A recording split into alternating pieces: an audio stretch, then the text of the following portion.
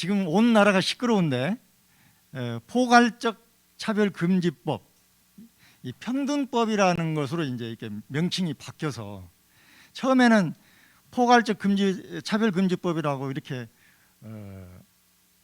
국회라든지 이런 데서 밀어붙여가지고 통과시키려고 하다가 계속 거부를 당하고 지금 한 수십 차례를 거부를 당하니까 이제 평등법이라고 명칭을 바꿨어요. 그럼 여러분들 보시기에 어때요? 굉장히 평등하잖아요. 모든 게 다 평등하잖아. 사람들이 이 뉘앙스가 좋아. 그러니까 이제 이걸 통과시키는데 좀 유리할 것 같아. 그래서 이렇게 바꾼 거예요. 내가 선생님이 이제 공부를 해보니까 선생님은 전자공학을 공부했는데 이 법은 잘 몰라요, 사실은. 이런 거 헌법, 민법, 형법 뭐 이런 법에 대해서는 잘 모르는데 이번에 이걸 우리 전도사님께서 강력하게 준비를 하려 가지고 공부를 좀 해봤습니다. 근데 이해가 좀 안 되는 것도 있지만 여러분들과 같이 극복하면서 한번 재밌게 한번 해보도록 하겠습니다. 순서는 이 차별금지법의 의미가 뭔가, 그 다음에 현재 상태가 어디까지 와 있나, 그 다음에 이 법을 제정하는 왜 제정하려고 하는가, 어떤 소수자들이 그걸 주장을 하겠죠. 그 다음에 그럼 대표적인 내용은 뭐고 그 문제점이 뭔가 그걸 좀 살펴보고, 그 다음에 이 법을 적용을 한 나라들이 많습니다. 지금 전 세계적으로 굉장히 많아요. 뭐 여러분들이 항상 보는 이스라엘 같은 경우도 이미 저 법이 시행이 돼서 이스라엘의 주요 요직에 있는 사람들이 다 동성애 이런 걸 하는 사람들이 다 올라와 있고, 미국도 마찬가지. 그래서 마지막 민주주의의 보류인 이 미국이 서서히 무너지고 있고, 그 다음에 이스라엘도 결국은 지금까지 수천 년을 5천 년 역사를 거쳐오면서 우리 선지자들이 때에 따라서 나타나서 부르짖었어요. 결국은 이 차별금지법 요거와 관련되어 있습니다. 그래서 무수히 많이 우상숭배, 그 다음에 이런 동성애, 이런 여러 가지 이런 차별금지법 이런 그 숨어있는 이 내용을 우리 선지자들이 계속 부르짖었는데 결국은 이스라엘이 그걸 이제 뒤에 나오겠지만은 그걸 받아들이지 않고 계속 그 역대 왕들이 그런 불법을 저지르면서 지금까지 온 거예요. 근데 지금도 그걸 행하고 있다는 겁니다. 굉장히 서글픈 현상이죠. 그래서 그런 내용들도 한번 보시고, 그러면 이러한 우리가 이런 우리 인간으로서의 그런 가치가 무너지고 있는 이 세대에 우리 크리스찬들, 우리 하나님을 믿는 우리 성도들은 과연 어떤 가치관을 가지고 이 세상에 살아가야 되느냐. 그걸 우리 청소년 때부터 확실하게 가치관이 정립되어 있지 않으면 그 세상 풍조에 여러분들이 휩쓸려 버려요. 그게 그 역사적으로 이스라엘이나 미국이나 이런 데서 다 그게 증명이 됐어요. 그래서 우리는 이 시간에 확실하게 여러분들의 그 가치관을 정립해야 됩니다. 자, 그러면 포괄적 차별금지법이 뭐냐?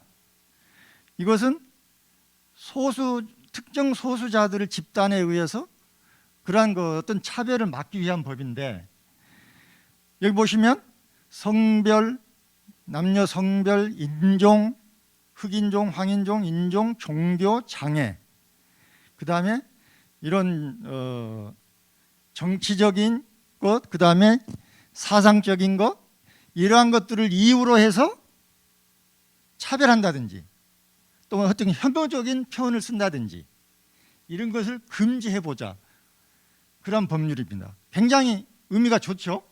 그런데 이 속에 이 빨간색이 들어가 있습니다. 이 무서운 법이 숨어져 있는 거예요. 그죠? 성 정체성과 성적 지향에 대한 아주 그런 내용들이 이 평등이라는 법 내용 안에 숨겨져 있는 겁니다. 굉장히 무서운 것이 숨겨져 있죠. 그래서 아주 좋은 내용 같지만 이걸 같이 포괄적으로 이걸 묶어서 통과를 시켜보자 하는 그런 의도가 다분히 있다는 것을 선생님이 공부를 하면서 발견을 했어요. 그래서 여러분들 이것을 알고 있어야 되고, 우리 법률에는 제일 큰 게 헌법이죠. 그 다음에 각종 법률이 있습니다. 그 법률에 다 규정하고 있어요. 이런 하나하나에 대해서 개별적으로 다 규정을 하고 있어요. 그런데 이 성 정체성과 성적 지향에 대해서는 그걸 통과를 하려다 보니까 계속 부딪히는 거죠. 그래서 이걸 한꺼번에 묶어가지고 통과를 시키고자 하는 그런 의도가 있는 겁니다. 그래서 현 상태를 보니까 이게 지금 수십 차례 반대가 돼가지고 지금까지 통과를 못 시켰는데, 몇 차례 여론조사를 했더니 그 이전에는 굉장히 많은 사람들이 찬성을 했어요. 왜? 평등법이니까. 근데 지금은 대다수 이걸 잘 몰라요. 국민들이 잘 모르고 무지하고. 그래서 지금까지 이제 우리 크리스찬들이라든지 우리 여러분들이 다 같이 이렇게 협력해 가지고 계속 알게 하고 국민들에게 알리고 하니까 지금은 이 여론조사 하면은 이제 한 50% 이하로 지금 떨어져 있어요. 우리는 10%까지 더 떨어뜨려야 됩니다. 10%까지. 10% 아니야. 그냥 100%까지 떨어뜨려야 돼요. 우리의 사명인 것 같아요. 그래서 국제 이런 것들이 이스라엘 같은 경우는 거의 지금 80% 지금 다 돼 있고, 그다음에 이제 국제 인권 기구라는데 이런 데서 우리나라를 계속 압박을 하고 있어요. 근데 인권 기구가 그렇게 힘 있는 데서 아니고 뭐 인권 이사회 정도 이런 데서 이제 계속 법을 제정하도록 그렇게 제안을 하고 있는데, 미국 같은 경우는 이 기구가 상당히 좀 위선적이다 그래가지고 미국은 이미 탈퇴를 해버렸습니다. 그래서 어쨌든 현재 상태는 그렇고, 그 다음에 이제 각종 정의당부터 민주당까지 계속 이 법을 통과시키려고 지금 안간힘을 쓰고 있습니다. 근데 우리가 지금 계속 반대를 하고 있으니까 이제 서서 국민적인 여론이 계속 낮춰지니까 아마 우리가 더욱더 분발을 해서 이 법의 실상을 우리가 계속 주변 사람들에게 알려야 될 것 같습니다. 자, 이 제정 근거는 헌법 11조에 보면 누구나 굉장히 좋은, 이 헌법이라는 게 우리나라 헌법은 대단한 법이잖아요. 굉장히 좋은 표현이 있어요. 저런 법이 있다고. 누구든지 성별이나 종교나 사회적 신분에 의해서 정치적, 경제적, 사회적, 문화적 이런 모든 영역에 있어서 차별을 받지 않는다. 굉장히 좋은 법이 있고, 그 다음에 이런 밑에 각종 뭐 성별이라든지 장애라든지 연령이라든지 이런 거에서 개별법이 이미 다 제정이 되어 있습니다. 굉장히 좋은 법들이 다 제정이 되어 있어요. 그런데 여기에 아까 조금 전에 봤던 성정체성이라든지 그런 법률을 포함 딱 시켜가지고 한꺼번에 통과시키려고 하는 그런 의도가 있는 것입니다.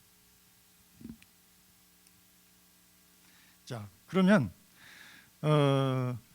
헌법상 이제 평등권이라는 거 있는데, 그게 이 법이 어떤 무서운 것이 있냐면 굉장히 무서운 독소 조항이 들어있는데, 헌법상에 규정하고 있는, 헌법은 최고의 법인데 그 평등권에 관련된 법령을 제정하고 개정할 때는 반드시 이 포괄금지법에 부합하여야 한다, 이렇게 되어 있습니다.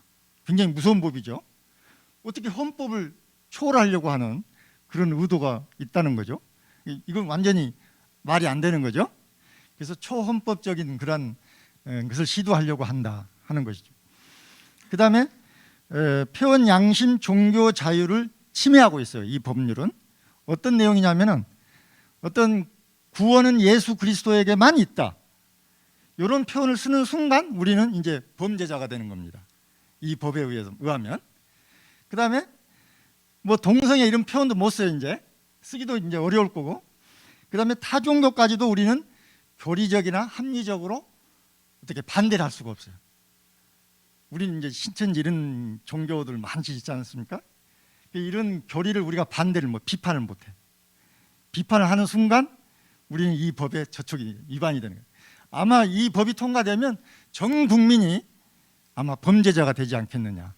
선생님뿐만이 아니고 왜 그래서 지금 반대하는 가장 중요한 이유 중에 하나도 전 국민을 범죄자로 만들지 말자. 그다음에 뭐 종교뿐만이 아니에요. 정치적, 사상적. 앞으로 이 종북 사상에 대해서 우리가 반대를 못합니다. 뭐 종북 여러분들 잘 좀 알죠? 이런 종북 사상에 대해 비판을 못하고 따라서 우리는 우리의 민주주의가 대한민국의 민주주의가 흔들리지 않겠느냐. 굉장히 어지러운 세상으로 바뀌겠죠.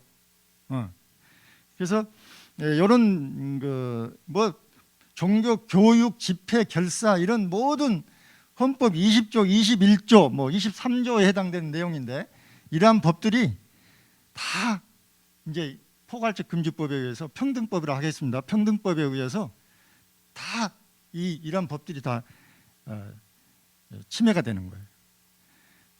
그래서 상당히 이 무서운 법이고 그다음에 도덕과 윤리가 무너지게 될 겁니다. 이제 동성연애가 이제 합법화되고 이런 성적 지향주의로 나가게 되면 이제 이게 트랜스젠더 이제 남자가 여자로 여자가 남자로 이렇게 막 트랜스를 하려고 하는데 그런 법이 되면은 도덕과 윤리가 무너질 거고요. 그다음에 가정이 파괴될 겁니다. 예를 들자면 이제 저희 집에 남자 며느리가 들어와. 그다음에 여자 사위가 들어와. 우리 전통에 완전히 무너지겠죠? 너무나 좀 끔찍하지 않아요? 여러분 보시기에. 그다음에 사회 갈등이 굉장히 많이 일어날 겁니다. 이 법이 통과되면. 자, 그다음에 공공시설 이런 부분에서도 이런 그 성소수자들이 들어와 가지고 뭐 이용한다든지 임대를 할 때 반대도 못하고 그다음에 부정적인 발언도 못하고 우리 집에 누가 임대를 하려고 하는데 노를 못하는 거예요. 저걸 이유로 해서 노하는 순간 내가 잡혀 들어간다. 그다음에 이제 이런 이상한 분들이 여자 화장실에 가서 또 어떤 안전 여성들의 안전이 또 사고가 일어날 거고 여러 가지 이런 사회적인 복잡한 문제가 일어날 겁니다. 자, 그러면 성적 지향과 성 정체성이 뭐냐 하는 것을 한번 이런 내용은 성적 지향이라는 이 표현은 동성이라는 뜻이 동성이라는 걸 표현하고 같고 성 정체성이라는 말은 트랜스젠더라는 이런 용어를 써서 이제 법제화를 한 거예요. 이 용어를 이제 여러분들 좀 아셔야 돼요. 괜히 이런 거 안 쓰고 이런 용어 안 쓰고 이렇게 써놓으면 상당히 또 혼란이 오겠죠. 이 법이 통과되면 이제 초중고 교과 과정에 동성애라든지 트랜스젠더에 대한 교육이 의무화가 됩니다. 지금 선진국에서 그렇게 하고 있습니다. 미국이나 이스라엘. 이게 의무 교육이 되면 어떻게 되겠어요? 이제 어린 청소년들한테 어린애들한테 초등학교 뭐 이런 중학생 이런 우리 어린이들한테 이런 교육을 하면 어떻게 되겠어요? 어떤 호기심, 나도 한번 트랜스 해볼까? 그런 호기심이 작동하겠죠.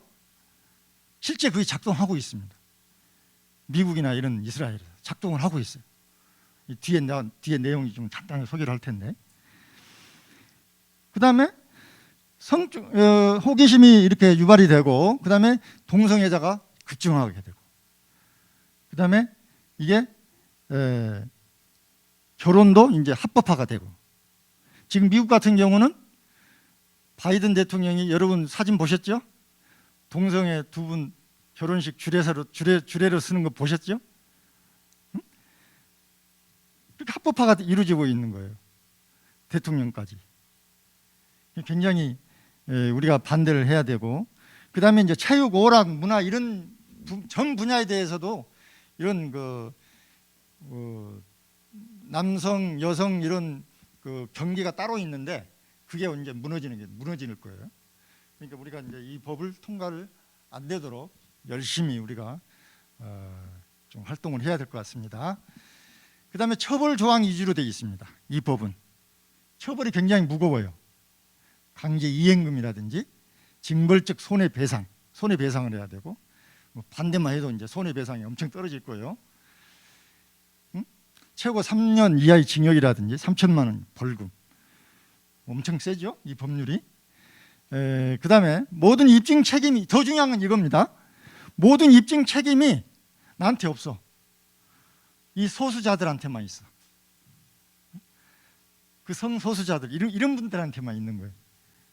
그다음에 또 제3자 소송이 가능하고, 본인이 직접 안 하고 제3자를 통해서 소송이 되는, 인권위를 통해서 소송을 지원을 받고. 그러니까 굉장히 저희들한테는 이제 불리한 그런 전 국민이 아마 범죄자로 가는 길이 될 겁니다. 이 법이 통과되면. 그다음 대표적인 이제 적용 사례를 한번 볼까요? 가정 파괴가 지금 일어나고 있습니다. 미국 같은 경우에 보시면 7세 아들이 성전환을 반대하는 아빠의 양육권을 박탈시켰습니다. 이럴 수는 없죠, 우리 대한민국에서는. 그다음에 60대 엄마가 동성애 아들의 대리모가 됐어요. 굉장히 있을 수 없는 일이겠죠. 우리의 민주주의의 최보류인 우리 미국이 무너지고 가고 있습니다. 아마 이 미국이 무너지면 마지막 날이 다가온 거 아니냐, 이런 성경학자들이 지금 예측을 하고 있습니다. 마지막 보류, 민주주의가 무너져가고. 그다음에 교육이 파괴되고 있어요. 영국 같은 경우는 최고 10년 동안 트랜스젠더라고 인식한 청소년이 약 40배를 증가하고 있고, 그다음에 청소년들이 이러한 그 남성화로 가겠다는 거 한 2배 정도가 이렇게 늘어나고 있습니다. 그다음에 종교 탄압이 일어나고 있습니다. 캐나다 같은 경우에 이제 동성애를 반대한 설교 목사님이 바로 체포되고 그 교회가 이미 사형 중지 내리고, 아마 우리 교회에서 아마 이 법이 통과되면 똑같은 이런 사건이 어느 교회라도 안 생기란 법이 없겠죠. 그 다음에 영국 같은 경우에는 이런 그 청소년 사역자로 동성애자를 채용하지 않는 것을 이유로 해서 손해 판결을 내렸습니다. 이와 같이 모든 어마어마한 범죄 집단으로 다 지금 몰고 가려고 하는 이런 무서운 법이 이 평등법입니다. 직업이 파괴되고, 의사가 동성애 위험성에 대해 병원 홈페이지에 게재를 했더니 바로 이 법에 위반이 됐다고 해가지고 바로 해고당하고, 그 다음에 동성 커플에게 입양을 거부하는 이제 카톨릭 입양 기관 이런 절반이 문을 닫았다고 합니다. 굉장히 무서운 법이겠죠? 자, 그러면 우리는 과연 우리 크리스찬들은 어떤 성경적인 근거를 해서 이 법을 반대를 해야 되느냐? 뭐 때문에 반대를 해야 되느냐?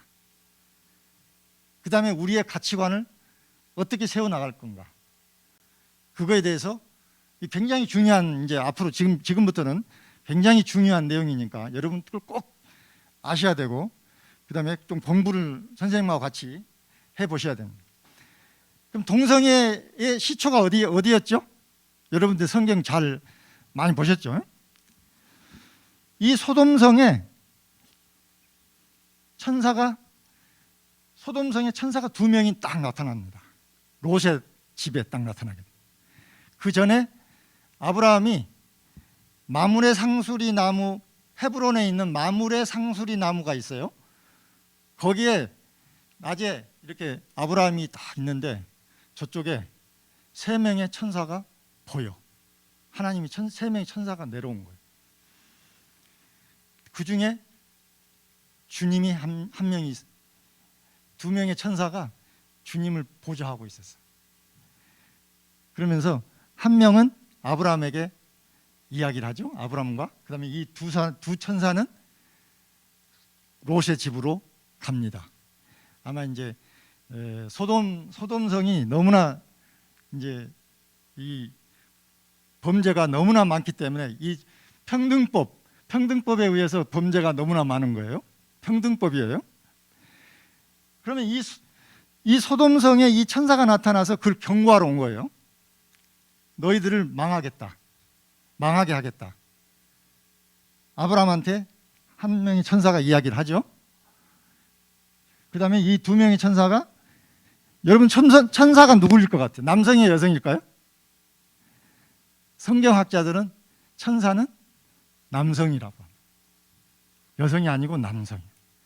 이 천사가 롯의 집에 딱 나타났더니 소돔성에 있는 남자들이 나타나가지고 이 두 천사를 내놔라. 그들과 내가 상관하겠다. 상관이란 말은 말 그대로 남성 동성애예요. 남성 동성애 하겠다는 거예요. 성경에는, 영어 성경은 노우로 되어 있습니다. 그래서 노우라는 표현은 성경에 보면 대부분이 이런 상관이라는 표현과 거의 대다수가 이렇게 연관이 되어 있어요. 그 다음에 이러한 현상이 앞으로 이제 예수님이 오실 거 아니에요. 이제 마지막 날이 되면 이제 예수님이 오시는데, 다시 이렇게 지상에 오시는데, 이와 같은 현상이 그대로 소돔과 같은 현상이 나타날 그런 징조가 보일 것이다. 그래서 하나님 말씀에 누가복음 17장 28절. 지금이 그때잖아. 그러면 그죠? 지금 거의 이 현상까지 지금 와 있는 거예요. 지금 이 세대가. 그러니까 우리가 이 법을 통과시키면 안 된다는 겁니다. 무슨 말인지 알겠죠? 그 다음에 동성애, 수관 반드시 죽이라고 그랬습니다. 성경에 보면 레위기서에. 수관이 뭔지 아세요? 수관, 동물하고 연애하는 거. 있을 수 없는 거죠? 요즘 각 가정에 이런 동물들 이렇게 너무 사랑하고 막 그런단 말이지. 그게 성경적으로 보면 결코 뭐 다 그런 건 아니겠지만은 별로. 그 선생님은 동물 상당히 이렇게 별로 좋아하지 않아요. 동물 사랑하는 사람들은 싫어하겠지만. 그래서 동물 이러한 현상이 벌어지고, 그 다음에 소돔이 이제 결국은 멸망하게 되죠. 이 소돔이란 뜻이 소도마이트, 영어로 소도마이트, 동성애자, 이런 뜻이에요. 그래서 지금 이 소돔이 어디가 있어요? 이스라엘 지도에 소돔이 어디가 있어? 사해바다 알죠? 사해바다 가본 사람. 사해바다, 그 소금의 양이 굉장히 많잖아요. 죽은 바다, 사해바다. 그 지역이 이때 당시에는 무역이 왕성하고 굉장히 부자 도시고 굉장히 기름진 땅이고 그런 땅이었어요. 그때 이 소돔이 이제 타락한 도시가 되니까 하나님이 불과 유황으로 멸망을 시켜버립니다. 지금 가면은 완전히 이제 이 사해바다, 죽은 바다로 이미 덮여 있고, 그 지역이 별로, 선생님은 가봤는데 별로 좋지 않는 그런 지역으로 변해버려요. 황량한 도시로 변해버렸어요.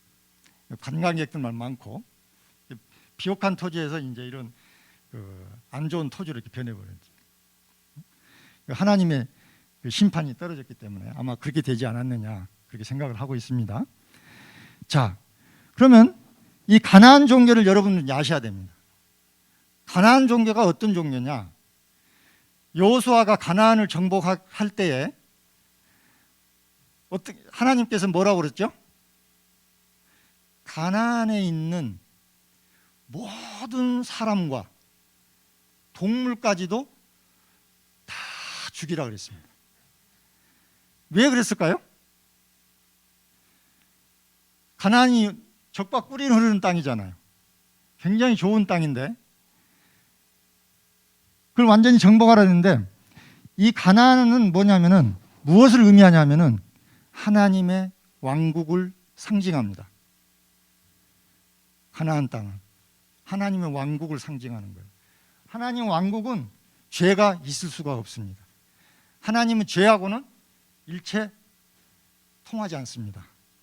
그래서 죄를 짓게 되면 반드시 성경에 보니까 죄를 짓는 순간 죽어야 됩니다. 여러분들 죄인 맞아요? 의인이에요, 죄인이에요? 여러분들? 죄인이면 반드시 죽어야 됩니다. 하나님 앞에 죄는 있을 수가 없습니다. 여러분은 예수 그리스도의 피로 구원받은 하나님의 아들이 된 거예요. 그래서 우리는 이 하나님의 가나안 땅은 죄가 있을 수 없기 때문에 하나님은 반드시 멸하라고 그랬습니다. 그래서 이때 당시에 누가 살고 있었느냐? 그러한 가나안 족속들이 이런 평등법을 가진 그러한 가나안 족속들이 그곳에 살고 있었습니다. 동성애, 그 다음에 성적 지향, 이런 사람들이 어마어마하게 살고 있으면서 제일 중요한 게 이 바알과 아세라 신을 자기들의 종교로 모시고 샀어요. 그러면은 여러분들은 이 바알과 아세라 신을 알아야 되겠죠? 혹시 아시는 분? 나는 자신 있게 설명할 수 있겠다. 바알과 아세라 신이 뭔가? 응? 지금 이게 대충 이렇게 간략하게 설명을 해놨는데 어마어마하게 타락한 종교입니다. 우리 인간이 상상을 뛰어넘는 타락한 종교가 이 바알과 아세라 신. 좀 더 한번 깊이 한번 볼게요. 자, 바알과 아세라는, 이 바알이라는 뜻은 불, 황소, 남신, 태양신을 의미하고 이제 금송아지로 이렇게 우상화가 되고 있고, 아세라는 여신, 태음신, 다산풍요, 쾌락의 신, 성의 신, 대표적으로 70명이나 되는 그 신들의 어머니라고 이 아세라 신은 그렇게 우리가 이야기하고 있습니다. 그러면 한번 보세요. 이 엘이라는 것이 자기 아버지였고 아세라는 어머니였습니다. 그래서 바알하고 아세라가 엘을 쫓아내고 같이 결혼을 하게 됩니다. 그 다음에 자기 동생 아스다롯, 그 다음에 자기 동생 누잇 아낫, 이 사람들하고도 같이 결혼을 하게 돼요. 얼마나 타락한 종교였으면 이런 종교가 그 가나안 땅에 있겠어요? 응? 그래서 아세라, 아스다롯, 아낫, 가나안의 3대 여신이라고 합니다. 이 가나안 땅은 그 당시에 농업사회에서 가장 중요한 게 뭐예요? 농사를 잘 지려면 뭐가 필요해? 비가 필요하잖아. 비가 와야 되겠죠. 그 다음에 또 뭐가 필요해? 소가 필요해, 소. 그 쟁기질. 닭갈이 하려면 이 소가 필요해. 그래서 그때 바로 이 풍요, 농경사회가 되면서 풍요로운, 그래서 비를 내리기 위해서 대표적인 게 뭡니까? 비를 내리기 위해서 이 바알신하고 싸운 우리 선지자가 있는데, 엘리야 선지자. 갈멜산 꼭대기에서 이 바알신하고 우리 하나님의 신이 대결을 했죠. 그 사건과 연관이 됩니다. 자, 좀 더 깊이 들어가면 이 바알 신은 남신이라고 그랬죠. 남신. 그 다음에 이 바알 그 제당이 있어요. 제당이. 이런 모습이 있는 제당이 있는데 거기에 제사장이 남녀 제사장이 있습니다. 그 다음에 거기에 제사를 지내기 위해서 온 많은 사람들이 있어요. 거기서 남녀가 거기서 이상한 짓을 하게 돼요. 왜 그러냐면은 이 바알의 그 남자의 정액이 바로 비를 상징한다는, 비가 내려와야 된다는. 그래서 이 비의 그 비를 내리는 그 싸움이 갈멜산에서 이루어집니다. 누가 이겼습니까? 보기 좋게도 하나님이 케어시켰죠. 그 근거가 여기서 나오는 거예요. 응? 그 다음에 이 바알과 아세라가 대표적인 전통적으로 이 신화가 방금 그게 이제 어떤 신화에서 나오냐면 우가릿 문서에서 나와 있어요. 우가릿 문서가 언제 발견이 됐냐면은 1928년도에 시리아 지방, 시리아 알죠? 시리아 이 해안가에 보면 우가릿이라는 도시가 있는데 거기에서 우가릿 문서가 발견된 거야. 그걸 읽어봤더니 선생님이 방금 이야기한 요 바알과 아세라 신에 대해서 자세하게 나온 거야. 굉장히 귀중한 문서를 발견한 거죠. 그러니까 이러한 신화가 이런 신화가 얼마나 우리 사회에 영향을 많이 미치는 것을 알 수가 있어요. 우리 그리스 신화 많잖아요. 그게 이 우매한 인간들에게 미치는 영향이 엄청나게 크단 말이에요. 그러니까 우리가 성경을 모르면 그러한 신화에도 빠져.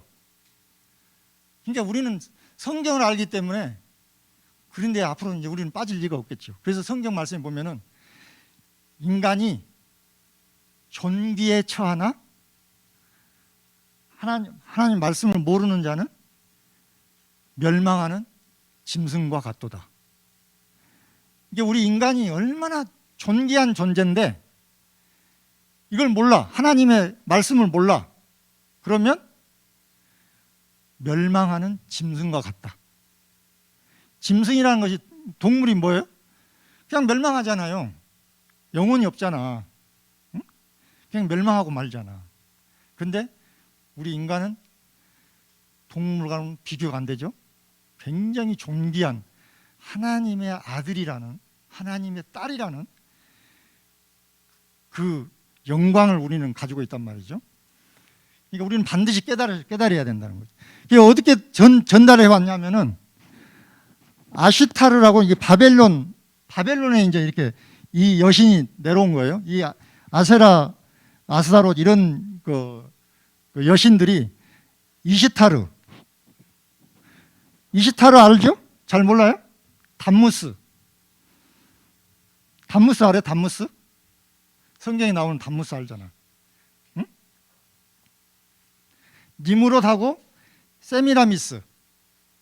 니무롯 알죠? 니무롯. 함족 알잖아. 함 밑에 구스 다음에 니무롯. 그 다음에 세미라미스. 그 두 분이 결혼해가지고 담무스를 낳았잖아. 그죠? 이 관계하고 똑같아. 이 바알 신이 그대로 이 바벨론에 내려온 거예요. 니무롯이 바알 신을 섬겼잖아요. 그대로 이 사상이 그대로 내려온 거예요. 지금 그러면 이 사상이 이쪽으로 바벨론까지 내려온 것이 아니고 로마의 비너스 신까지 내려왔고, 그 다음에 아시아 에베소 교회 지역, 그 아시아 지역에 아데미 여신상. 우리 에베소서를 읽어보면 아데미 여신상이 나오죠. 대소동이 일어나죠. 바울이 거기에 전도를 했는데 이 아데미 여신상 때문에 아주 큰 사건이 터지는데, 그 다음에 어디까지 내려와요? 미국의 자유의 여신상, 그 다음에 성모 마리아상. 이 세미라미스가 단무스를 안고 있는 모습 많이 봤죠? 그게 성모 마리아가 예수님을 안고 있는 모습과 똑같은 맥락으로 여러분들이 이해하시면 돼요. 결국은 이 바알과 아세라를 우상 숭배가 계속 내려오는데, 이게 요한계시록에 가보면 음녀 사상으로 나옵니다. 저게 누구냐? 대표적인 이 아세라, 이 아스다롯, 이런 여신들인데 결국은 바알과 아세라 우상이고 적그리스도로 등장을 하게 돼요. 앞으로 우리가 주의 깊게 봐야 되는 게 이 음녀가 나타날 것이다, 적그리스도가 나타날 것이라는 것을 우리는 성경을 알기 때문에 우리가 이 세계를 보시면서 주시하고 있는 내용 중에 하나죠. 우리 성경 학자들뿐만이 아니고. 그래서 이런 바벨론 종교, 이러한 바알과 아세라 신 가나안 종교가 그대로 바벨론까지 전달되고, 이 바벨론 종교가 지금까지 계속 내려오고 있다는 것을 여러분들은 아셔야 됩니다. 자, 그러면 성경에서 보면 이 성이란 무엇인가? 우리는 성경에 보면은 아담과 하와밖에 없습니다. 이시와 이샤밖에 없어요. 양성이 있을까요? 양성은 없습니다. 양성은 뭐냐면은 남자도 추구하고 여자도 추구하고, 남자도 사랑하고 여자도 사랑하고, 이게 양성론자들이에요. 반대는 동성은 남자는 남자, 여자는 여자 이렇게 하는데, 양성은 남자도 사랑하고 여자도 사랑하고, 이게 양성론자들. 이게 없습니다. 성경에서는. 오직 아담과 하와밖에 없습니다. 이게 하나님의 법칙이에요. 이걸 어긴다는 것은 하나님의 말씀을 어긴다는 것과 같습니다. 자, 여자를 창조했습니다. 어떻게 창조했어요? 뼈 중에 뼈, 살 중에 살. 남자에게서 취했으니 여자라. 그래서 흙으로 만들지를 않았다는 거예요. 아담의 뼈에서 취했습니다. 왜 흙으로 만들지 않았을까? 왜? 응? 흙으로 만들면 되잖아. 굉장히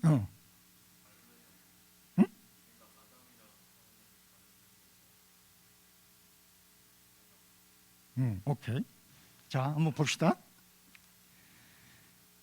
일단 돕는 배필로 창조했다, 이렇게 되어 있습니다. 창세기 2장 18절에. 그 다음에 이 옆구리뼈, 이 갈비뼈를 취했는데, 어떤 사람들은 갈비뼈 여자는 하나 없지 않느냐, 이렇게 또 궁금해하는 사람이 있어요. 갈비뼈는 다 똑같습니다. 하나님이 참 샤프한 게, 하필이면 이 갈비뼈에서 취한 거예요. 갈비뼈가 이렇게 자라난, 뼈가 부러졌는데도 자라나는. 아마 이제 그렇게 우리가 그렇게 이제 이해할 수도 있어요. 근데 중요한 것은 왜 다리뼈에서 안 하고 갈비뼈에서 취했느냐? 남녀가 동등하다. 남녀가 동등하다. 남자가 이렇게 우선이고 그런 게 아니고, 남녀는 동등하다는 것을 알리기 위해서 하나님이 갈비뼈에서 취한 것 같아요. 자, 두 번째, 여자는 성경에 보니까, 고린도전서 11장에 보니까 여자는 남자에게서 나오는 것이 아니고, 그런 표현이 있죠. 영어로 보면 이게 컴프롬이에요. 여자가 남자로부터 난 것이 아니다. 반대로 여자는 남자로부터 나왔다. 이런 아기가 나온 그런 표현이 아니고, 컴프롬이니까 이 아담의 갈비뼈에서 취했다 이런 말씀이에요. 그죠? 그 다음에 포, 무엇을 위하여, 여자는 남자를 위하여 창조하셨다. 그래서 흙으로 만드시는 겁니다. 아니, 흙으로 만들지 않고 아담의 남자의 뼈에서 취해서 여자를 만든 거예요. 굉장히 큰 의미가 있죠. 그 다음에 더 큰 의미가 있습니다. 더 큰 의미가 뭘까요? 남자와 여자는 하나다. 하나다. 그래서 우리가 결혼을 하게 되면 뒤에 나오겠는데 한 몸을 이룬다 그렇게 되어 있습니다. 그래서 남자가 머리에 해당이 되고 여자는 몸에 해당이 된다. 이게 성경에 되어 있습니다. 성경을 자세히 읽어보면 이 머리는 남자고 이 몸은 여자다. 주님 안에서, 그래서 주님 안에서 한 몸이다. 에베소서 5장에 나와 있고요. 그 다음에 주님이 자기 피로 우리를 샀다. 십자가 위에서 피를 흘리시고 주님이 우리의 모든 죄를 대신해서 죽으시고 우리를 그 피값으로 우리를 바이가 산 거잖아. 우리를 샀다는 거예요. 그럼 우리는 누구 겁니까? 우리는 누구 거예요? 나는 누구 거예요? 여러분은 누구 거야? 주님이 샀다고. 주님 것이잖아. 그죠? 그 원리가 성경에 있어. 여러분들은 분명히 이 원리를 깨달으셔야 됩니다. 굉장히 성경에 보면 이걸 큰 비밀이라고 그랬어요.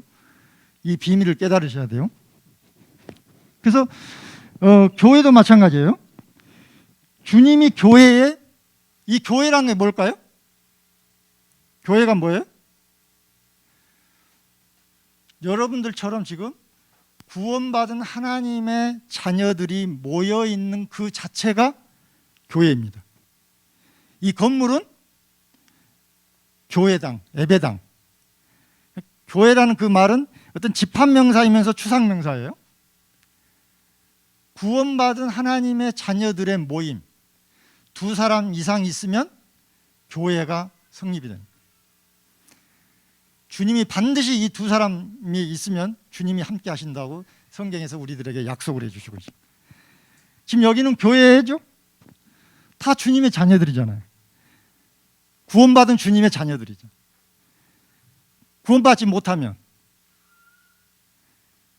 여러분 구원을 어떻게 받아요? 구원을 어떻게 받아? 구원 받으셨어요? 다 받았다고 이야기하는데 어떻게 받은지를 몰라.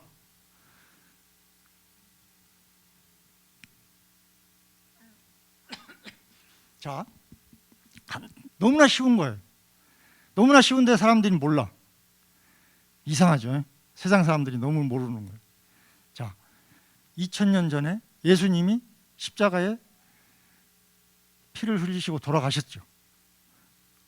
그러면서 우리 인간들의, 인류의 모든 죄를 용서가 거기서 이루어진 겁니다. 다 용서를 해버렸어.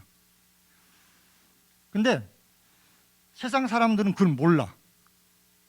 모르고 살아가고 있어. 그 중요한 진리를 여러분들 위해서 이미 다 구원을 이루어 놔버렸어요. 근데 사람들이 그걸 모르고 사는 거야. 그럼 우리는 그걸 알잖아요. 어떻게 알아요? 어떻게 알아? 말씀을 통해서 알잖아. 하나님의 말씀, 하나님의 음성을 통해서 우리가 알고 있어요. 이 성경책, 이 하나님의 말씀이잖아.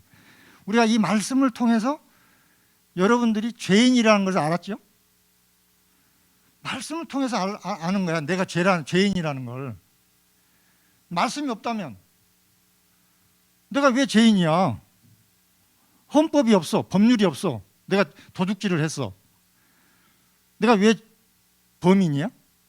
내가 배가 고파서 밥 좀 먹었는데 남들 거 좀 훔쳐 먹었는데 내가 왜 그게 왜 죄야? 헌법이 있기 때문에, 법이 있기 때문에.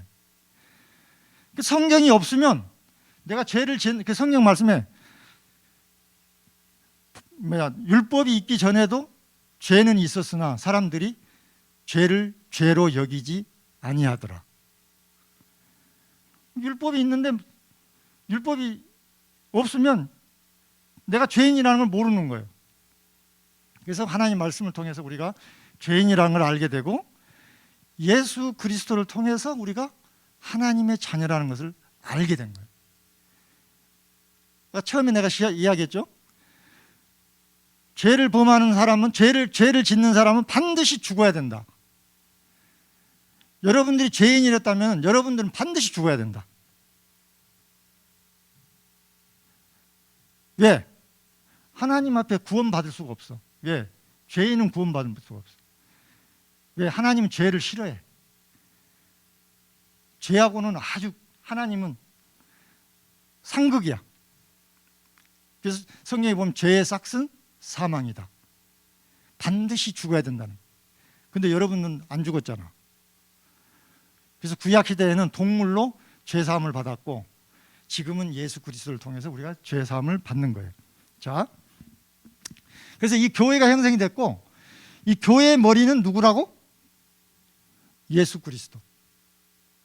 그 다음에 우리 교회, 우리 성도 여러분들은 주님의 몸이 되는 겁니다. 이 원리를 알겠어요?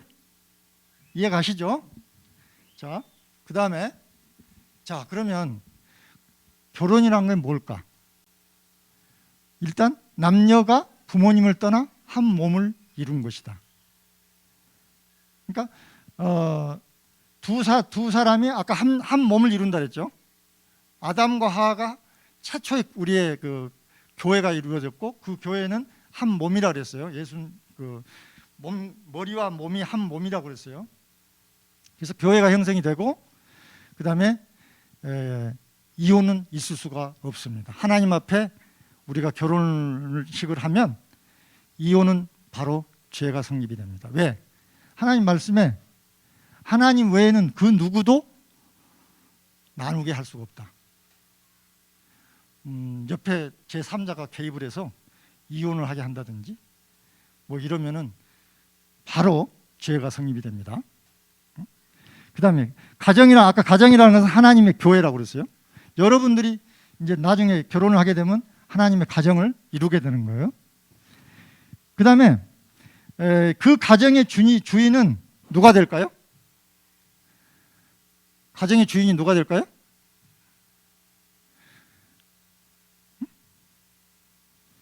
예수 그리스도. 왜? 가정은 교회라고 그랬잖아요. 두 남자 여자가 결혼을 해서 가정을 이루는 것은 조그만 교회가 거기서 형성이 된 거예요. 그럼 그 교회의 머리는 아까 누구라 그랬어요? 예수님이라 그랬죠? 그래서 가정의 머리는 예수님. 그 다음에 가정의 주님은 여러분 그 가정은 주님께서 자기의 핏값으로 산 거가 되는 겁니다. 그래서 가정의 가장은 예수 그리스도다. 내가 우리 집의 가장이 아니. 여러분들이 나중에 결혼하게 되면 여러분들이 가장이 아니라 그 가정의 가장은 예수 그리스도. 자, 그러면 이걸 정리를 한번 해볼게요. 자, 그러면 예수 그리스도와 교회와 가정의 관계가 정립이 되겠죠? 어떤 관계가 정립이 될까요? 자, 저 사람이 있는데 저 머리는 예수님, 저 몸은 교회, 아담과 하와. 이 굉장히 중요한 진리니까 여러분들 꼭 알으셔야 됩니다. 그 다음에 머리는 남편, 저 몸은 아내. 그래서 한 몸을 이루는 거고 여러분 자체가 주님이 핏값으로 산 거고 그 다음에 구원받는 가정의 가장은 예수님이 되는 거고 이게 이해했어요 이제? 이해 안 간다. 자, 이거 한번 읽어볼게요. 다 같이 한번 읽어봅시다. 자, 시작.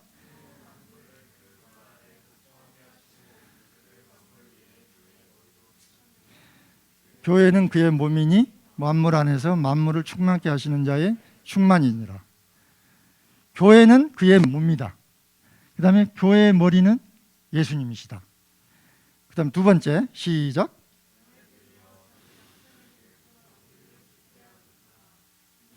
그랬더니 아내의 머리됨이 그리스도께서 교회의 머리됨과 같음이니 그가 친히 몸의 구주시니라. 분명하게 설명이 되어 있죠. 남편은 머리에 해당이 되고 아내는 몸에 해당이 된다. 둘이 한 몸이다. 둘이 나눌 수 없다. 나눌 수 있겠어요? 못 나누잖아. 머리와 몸을 어떻게 나눠? 결코 나눌 수 없다. 여러분이 나중에 결혼하게 되면 결코 이혼할 수가 없다. 선생님이 25살에 결혼을 했어요. 25살에 결혼한 거다. 30살에 결혼했고 25살에 구원을 받았어요. 25살에. 여러분은 참 행복한 거예요. 나보다 더 밑에서 구원받았잖아. 그때 이 말씀을 내가 깨달은 거예요. 선생님하고 선생님 사모님하고 얼마나 다퉜겠어 그동안에. 이혼하려고 하는 생각이 얼마나 많았겠어. 있겠어요 없겠어요? 선생님도 인간이잖아. 그죠? 이 말씀이 나를 붙잡아주는 거예요. 결코 나눌 수가 없다. 이혼할 수가 없다. 나누게 하는 사람도 죄인이다. 그 다음에 나누는 사람은 당연히 죄인이거든. 하나님 앞에. 그 다음에 남편들아 아내 사랑하기를 그리스도께서 교회를 사랑하시고 위하여 자신을 주심같이 하라. 자기 아내 사랑하기를 자기 몸처럼 사랑하는. 아니 이 몸이 당연히 사랑해야 되는 거지. 응? 왜? 머리와 몸이니까. 이 몸이 아프면 머리가 아프겠지. 그죠? 이 진리를 명확하게 여러분들은 깨달으시고 성경을 보면은 앞으로 성경을 쭉 읽어가시면 결국은 이 진리에 귀착이 된다고 해도 과언이 아니에요. 무슨 말인지 알겠죠? 자, 그 다음 마지막 이제 결론. 자, 우리 포괄적 차별금지법은 평등법이라는 이런 것으로 숨겨 있고 결국은 옥상옥이다. 선생님이 이제 결론을 내는 거 옥상옥이다. 옥상옥이 뭐예요? 지붕 위에 지붕. 지붕 위에 지붕이 필요했어요 없어요? 하나만 되지 뭘 또 지붕 위에 지붕이 필요해. 더 이상 이 법은 필요가 없다. 왜? 아까 개별법으로 다 이미 되어 있고 헌법을 초헌법적이어서 헌법을 위반하기 때문에 이 법은 있을 수가 없다. 그 다음에 선생님이 이 한자를 찾아냈어. 이거의 가장 좋은 사자성어가 뭘까? 고민해서 찾아낸 게 이거 읽을 수 있는 사람.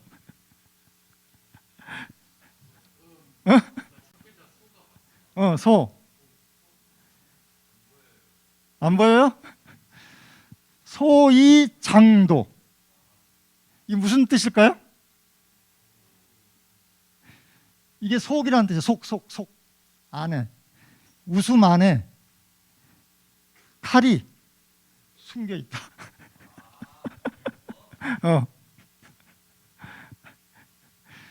이 법이 굉장히 좋은 것 같은데, 평등하고 엄청나게 좋은 것 같은데 그 속에는 칼이 숨어 있는 거예요. 이걸 선생님이 공부하면서 찾아낸 사자성어야. 소이장도. 그 다음에 이 법은 성 정체성과 성적 지향을 한 거기 때문에 아까 제가 선생님이 설명한 가나안 종교로 되돌아가고 있다. 우리는 가나안 종교, 바벨론 종교에 다시 되돌아갈 수가 없다. 그래서 우리는 이 법을 통과한다면 이 대한민국에 제2의 바벨탑이 쌓여진 거예요. 우린 이 바벨탑을 쌓을 수가 없습니다. 지금 이미 이스라엘도 미국도 지금 거의 무너져 가고 있는데 우리 대한민국만큼은 이 바벨탑을 쌓으면 안 됩니다. 그래서 국가적으로 사회 질서와 위계가 무너질 것이고 윤리가 땅에 떨어질 것이고 인간의 사회 갈등으로 전락이 되고 하나님의 성전인 교회가 사단의 세력에 의해서 짓밟히게 됩니다. 그래서 하나님의 경고를 우리 무시하고 대한민국을 제2의 소돔과 고모라 성으로 전락이 시킬 것입니다. 그래서 이스라엘과 유다처럼 대한민국이 미래와 꿈이 없고 그 많은 선지자들이 그렇게 외쳤지만 결국은 이스라엘과 유다가 바벨론한테 멸망한 것처럼 우리 대한민국이 이 법이 통과가 된다면 미래가 없다. 이게 오늘의 결론이 되면서 여러분들은 반드시 이 기독교, 우리 크리스찬의 가치관을 방금 설명했던 그런 가치관을 가지고 살아가시길 주님의 이름으로 간절히 기도드립니다. 자, 잠깐 기도할게요. 하나님 감사합니다. 오늘 포괄적 차별금지법, 평등법에 대해서 우리 태그 청소년들과 함께 교육을 함께 나누었습니다. 하나님, 오늘 이 말씀이 저희들에게 귀한 말씀으로 와주시고 우리가 이 세상, 이 광야와 같은 험난한 이 세상을 우리가 헤쳐나갈 때에 우리의 등불이 되어주시고 우리의 꿈이 되어주셔서 하나님 말씀을 이 땅 위에 전파하며 세상 끝날까지 우리의 믿음이 잃지 않고 사단의 계략에 결코 빠져들지 말게 하시고 온전히 순전한 그러한 하나님의 자녀들로 성장시켜 주시옵소서. 예수님 이름으로 기도드리옵나이다.